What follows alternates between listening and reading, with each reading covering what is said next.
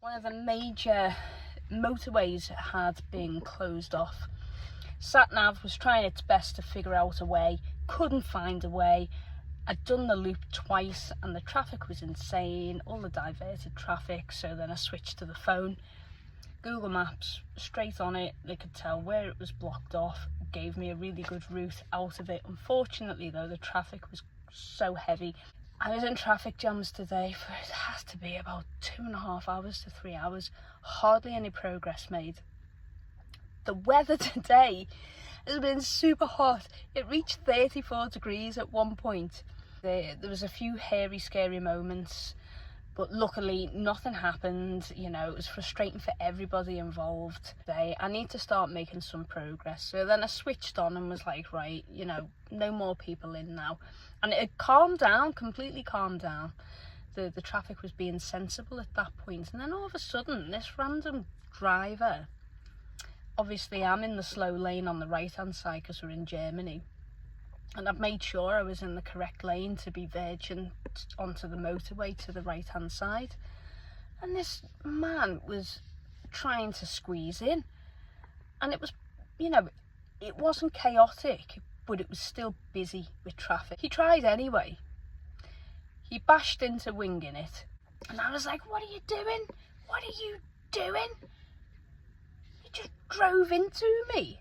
Obviously I couldn't move anywhere because we were stuck, and so he drives straight off ahead in his lane and then bumps in further on, and I was just thinking, you absolute idiot, banging into me wing mirror, like, are you really that desperate? And luckily I had the dash cam. Really frustrating man. And so I'm still going at a snail's pace in this traffic, following it round, and then I sees this guy getting out of his car with his hazard lights on to look at his car, and I thought to myself, maybe he's actually hit the van because it's not just the wing mirror that's gone, and he wouldn't have just stopped if he'd clipped the wing mirror. So he starts looking over at me, pointing, and I just was saying, like, you drove into me.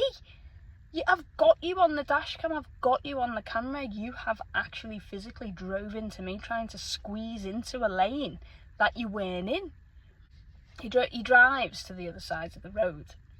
And so obviously I stop in the middle of this great big massive traffic jam, probably pissing people off again behind me. They're wondering why I've stopped. He gets out of his car, walks round, takes a photograph of me, then he takes a photograph of the reg. Then he walks around the side of my vehicle where he's made contact and takes a photograph, and I just stay in the van. I get my phone out and I just keep saying to him, you drove into me and I have you on camera.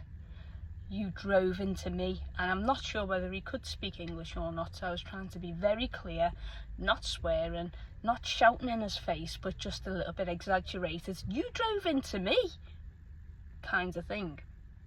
And so I just get my camera, takes a photograph of him while still sitting in the van, takes a photograph of his reg. So in the end we were like, shall we go? Because there's a massive queue behind us. No one was hurt, just scratches on the vehicle. Didn't know what he'd done to mine, so we drove off. Finally we reached the motorway, and so I'm like, yes, finally, okay, let's make a little bit of progress.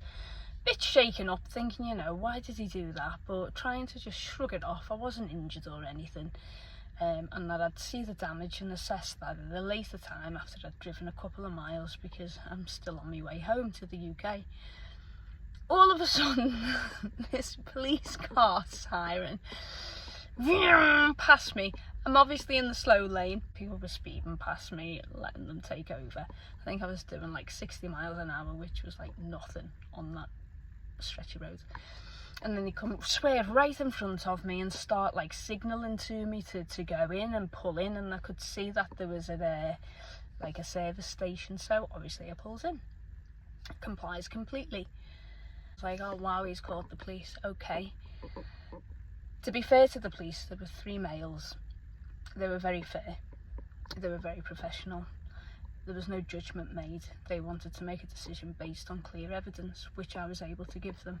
They asked me for my documents, which are in a file right next to me on the floor, so I just picked it up, took the documents out straight away, handed it to them. They asked for my licence, took it out of my pocket, handed it straight to them, and then I said, I've also got a dash cam.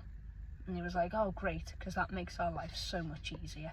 They went off, done all the checks, and then they were like, can we see the footage? Obviously I was trying to stay calm.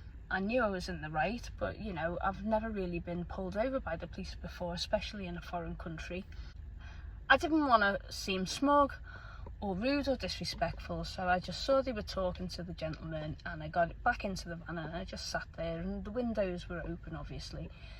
And so the other police officer came over to me and said, have you taken any photographs of the damage on his car? I was like, no.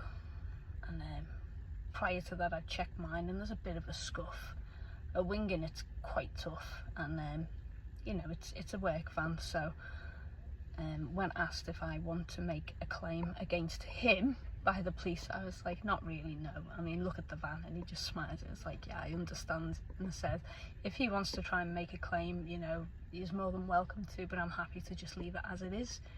And so I didn't want to seem disrespectful walking over and start taking photographs of a vehicle while you were talking to him. And he was like, no, I understand, but you should do that now. Go and take some photographs. So I did. And then they said, thank you for your time. You know, like, are you going on holiday, or are you going back? Or I was like, I'm just finishing now. I'm on my way back to the UK to catch the ferry in a day or two's time. And they were like, well, enjoy the rest of your holidays, and thank you very much for cooperating. And that was it.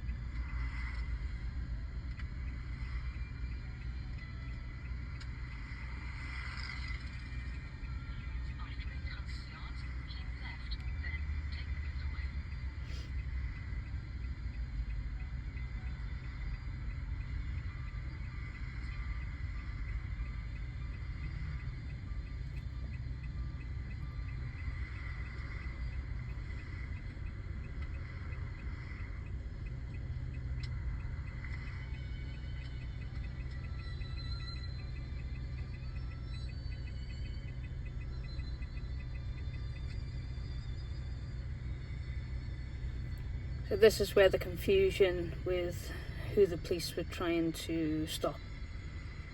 And then we figured out that it was myself, and so I complied. And I drove behind them.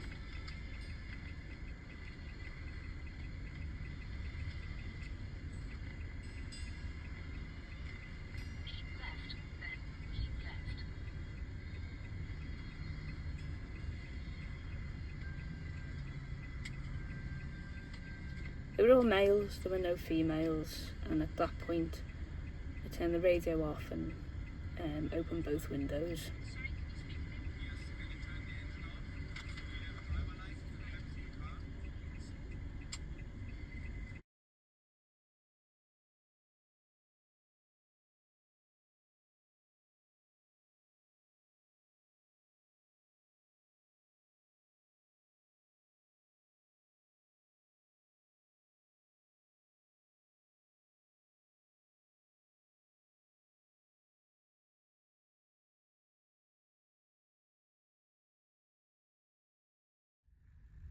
Get yourself a dash cam for your vehicle, especially if you're going abroad and driving. Number 2, make sure you have all the documents for the vehicle that you're driving or riding. Have them to hand so you're not scurrying around and looking unprofessional. Be as organised as possible. Look efficient, just in the event that you are pulled over by the police.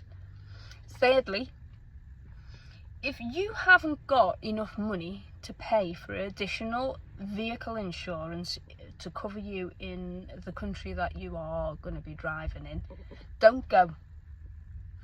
That could have easily been a lot worse. That could have caused a hell of a lot of damage to my vehicle, and I would have had to put a claim in, potentially. I did get cover. I did pay the extra, I think it was just under £200 for the cover for the time that I'm here. Thank God I did. Peace of mind, people. Protect yourself. Police were really good. They handled the situation professionally and fairly, 100%. They based their judgment on facts. The dash cam. But as I say, it wasn't my fault. So I've got that off my chest. I'm just drinking a coffee, calming the feck down because my nerves did go. I tried not to let it show. But it's not nice.